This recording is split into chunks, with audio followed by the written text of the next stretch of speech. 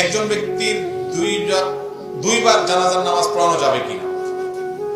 একজন মানুষ মারা গেলে তার জানাজা মূলত একবার পড়তে হয়। কয়বার পড়তে হয় ভাই? একবার পড়তে হয়। জানাজা নামাজ একবারের বেশি না, এটাই হলো মূল। যদি কখনো জানাজা নামাজে মৃত ব্যক্তির যে ওয়ারিস, লাশের যে মূল মালিক, ধরেন কোন লোক মারা গেছে তার ছেলে, অথবা যিনি মারা গেছেন তার বাপ, সে হলো তার মূল ওয়ারিস, এই লোক জানাজার শরীক হতে পারে নাই, সে দূর থেকে আসতে আসতে দেরি হয়ে যাচ্ছে দেখে এলাকাবাসী জানাজা পড়ে ফেলছে, তাহলে ওই ব্যক্তির অধিকার আছে সে আবার জানাজার আয়োজন করতে পারে, তার নেতৃত্বে জানাজা পড়তে পারে, ওই জানাজাতে অন্য মানুষ শামিল হতে পারে। কথা কি বুঝাতে পারছি? এইভাবে একাধিক জানাজা হয়।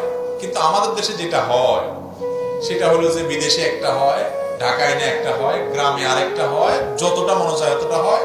আর রাজনৈতিক জানাজার তো কোনো হিসাব নিকাশই নাই। বাইতুল কারণ উত্তর গেটে একটা, দক্ষিণ গেটে একটা, সংসদে একটা, শহীদ মিনার নিয়ে আরেকটা, আবার বিনা হুজুর জানাজাও আছে, হাত নামাদিন না জানাজাও আছে, নাস্তিকের জানাজাও আছে, কত আইটেমের জানাজা আমাদের দেশে আছে।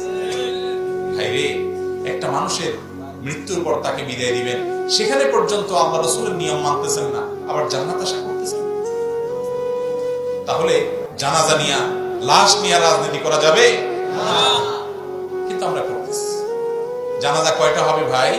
একটা।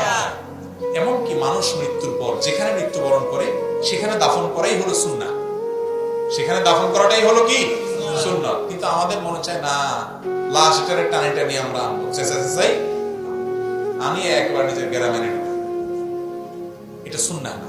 সুন্নাহ হলো যেখানে মারা গেছে সেখানে দাফন করবেন। লাশ দীর্ঘ সময় অপেক্ষা করে রাখা এবং টানাটানি করা, এটা জায়েজ নেই।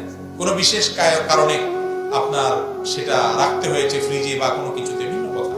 কিন্তু অহেতুক অমুক আসবে তমুক আসবে, গ্রামের মানুষ আছে, এই সমস্ত কথা বলে জানাজা বিলম্ব করা অথবা 2টা-3টা জানাজা করা, এটা শরীয়তে নির্দেশিত। আমাদেরকে আল্লাহ সুন্নাত অনুযায়ী চলার তৌফিক দান করুন।